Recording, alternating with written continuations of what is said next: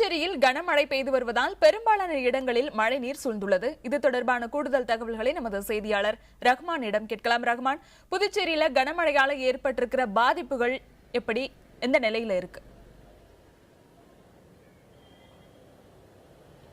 சரண்யா, அதாவது புதுச்சேரி மற்றும் காரைக்கால் பகுதியில் நேற்று காலை முதல் இந்த மழையானது பெய்ய தொடங்கியது. இதைத் தொடர்ந்து நேற்று நள்ளிரவு முதல் இந்த மழையானது தொடர்ந்து கனமழையாக பெய்ய தொடங்கியது.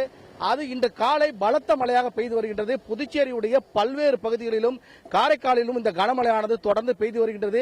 இதன் காரணமாக புதுச்சேரியில் உள்ள தாழ்வான பகுதிகள் மற்றும் புறநகர் பகுதிகளில் தண்ணீர் தேங்கியிருக்கின்றன. பாவன நகர், வெங்கடா நகர், ரெயின்போ நகர் உள்ளிட்ட பல்வேறு பகுதிகளில் உள்ள குடியிருப்புகளில் மழைநீர் தேங்கியிருக்கின்றன. தற்போது நான் நின்று கொண்டிருக்கக்கூடிய இந்த பகுதியானது புதுச்சேரியுடைய மையப்பகுதி, அதிக வணிக நிறுவனங்கள் கொண்ட காந்தி சாலையாகும். இந்த சாலையிலே கிட்டத்தட்ட பார்த்தீங்கன்னா இடுப்பளவு தண்ணீராக நின்று கொண்டிருக்கின்றது.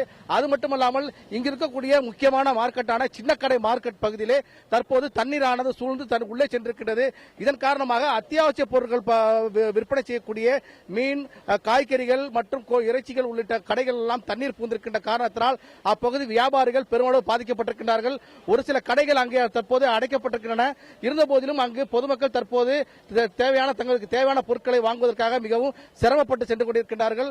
இதே நிலைதான் தற்போது காரைக்காலிலும் நீடித்து வருகின்றன. காரைக்காலில் இருக்கக்கூடிய பல்வேறு பகுதிகளிலும் புறநகர் பகுதிகளிலும் தண்ணீரானது தேங்கியிருக்கின்றன. மேலும் கனமழை காரணமாகவும் கடல் சீற்றம் அதிகரித்திருக்கின்ற காரணமாகவும் மீனவர்கள் யாரும் கடலுக்கு மீன்பிடிக்க செல்ல வேண்டாம் என மீன்வளத்துறையை அறிவித்திருக்கின்றன. அது மட்டுமல்லாமல் அவர்களுக்கு வழங்கக்கூடிய டீசல் டோக்கனும் தற்போது அவர்கள் நிறுத்தியிருக்கின்றார்கள். இதே போன்று புதுச்சேரியிலும் மீனவர்கள் கடலுக்கு மீன்பிடிக்க செல்லாமல் இருக்கின்றார்கள். இதன் காரணமாக புதுச்சேரி மற்றும் காரைக்கால் கிட்டத்தட்ட 800க்கும் மேற்பட்ட விசைப்படகுகள் கடலுக்கு செல்லவில்லை. கிட்டத்தட்ட 25,000 மேற்பட்ட மீனவர்கள் தற்போது வீட்டிலே முடங்கி கிடக்கின்ற சூழ்நிலை தற்போது ஏற்பட்டிருக்கின்றன. கனமழை மற்றும் காரணமாக புதுச்சேரி மற்றும் காரைக்கால் பகுதியில் உள்ள பள்ளி கல்லூரிகளுக்கு நாளை விடுமுறை அளித்து புதுச்சேரி அரசு உத்தரவிட்டிருக்கின்றது. சரண்யா, ரஹ்மான், இது போன்ற தேங்கி நிற்கக்கூடிய மழைநீரை வெளியேற்ற அரசு சார்பாய் எது போன்ற நடவடிக்கைகள் தொடர்ந்து மேற்கொள்ளப்பட்டு வருது?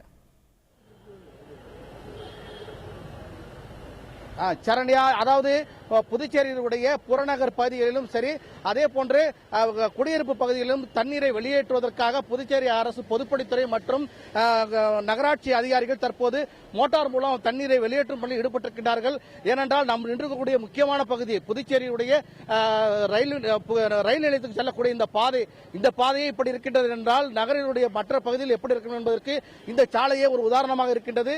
இதே போன்றுதான் பல்வேறு சாலைகளும் இருக்கின்றன. இருந்த போதிலும் அதாவது இங்க இருக்கக்கூடிய வியாபாரிகள் இந்த பகுதியினுடைய மழை முன்னெச்சரிக்கை நடவடிக்கையாக, அதாவது இங்க இருக்கக்கூடிய அந்த பாதாள சாக்கடை மற்றும் சாக்கடைகளை சரிவர முன்னெச்சரிக்கை நடவடிக்கையாக தூர்வாரப்படாதது இதற்கு காரணம் என்று தெரிவிக்கின்றார்கள். இருந்த போதிலும் இந்த சாலையில் உள்ள தண்ணீரை அகற்றுவது பொதுப்பணித்துறைக்கு சற்று சவாலாகவே இருக்கின்றது. ஏனென்றால் இந்த தெரு முழுவதுமாக இந்த தண்ணீரானது தற்போது தேங்கி இருக்கின்றது. இருந்த போதிலும் குடியிருப்பு பகுதியில் இருக்கக்கூடிய தண்ணீரை தற்போது எடுக்கும் பணியில் ஈடுபட்டு வருகின்றார்கள். சரண்யா, இப்ப புதுச்சேரியில இது போன்று மழைநீர் தேங்கி நிற்கக்கூடிய பகுதிகளை அமைச்சர்கள் மற்றும் அதிகாரிகள் நேரில் வந்து ஆய்வு செய்தாங்களா, பார்வையிட்டாங்களா? சரண்யா, அதாவது இந்த மழை நேற்று காலை முதல் கனமழையாக பெய்து வருகின்றது. இதனை தொடர்ந்து முதலமைச்சர் ரங்கசாமி பல்வேறு பகுதிகளுக்கு சென்று ஆய்வு செய்தார்.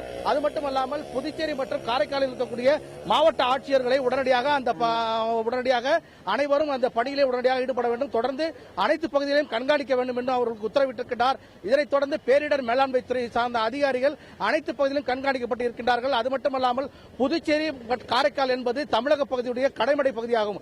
அதாவது புதுச்சேரியை பொறுத்தவரை விழுப்புரம் மாவட்டத்திலிருந்து வரக்கூடிய அனைத்து மழைநீரும் புதுச்சேரி வழியாக கடலுக்கு கறக்கின்றன. மேலும் காரைக்கால் மாவட்டத்தை பொறுத்தவரை தஞ்சை, நாகை, திருவாரூர் ஆகிய மாவட்டங்களிலிருந்து வரக்கூடிய மழை நீரானது அனைத்தையும் காரைக்காலில் இருக்கக்கூடிய அனைத்து ஆறுகள் வழியாகவே கடலுக்கு கலக்க வேண்டியிருக்கின்றன. இந்த நிலையிலே அனைத்து ஆறுகளிலும் தற்போது வெள்ளப்பெருக்கு ஏற்பட்டிருக்கின்றன. இந்த ஆறுகளில் கண்காணிப்பை தீவிரப்படுத்தியிருக்கிறார்கள். அது மட்டுமல்லாமல் புதுச்சேரியில் இருக்கக்கூடிய சங்கராபரணி ஆறு தற்போது அங்கு வெள்ளம் சூழ்ந்திருக்கின்றன. அந்த ஆறில் வெள்ளம் கரை புரண்டு ஓடுகின்றது. ஆகவே உடனடியாக அந்த கரையோரம் இருக்கக்கூடிய மக்களை உடனடியாக அங்கிருந்து அப்புறப்படுத்தும்படி காவல்துறையினர் அவர்களுக்கு உடனடியாக எச்சரித்து வருகின்றார்கள்.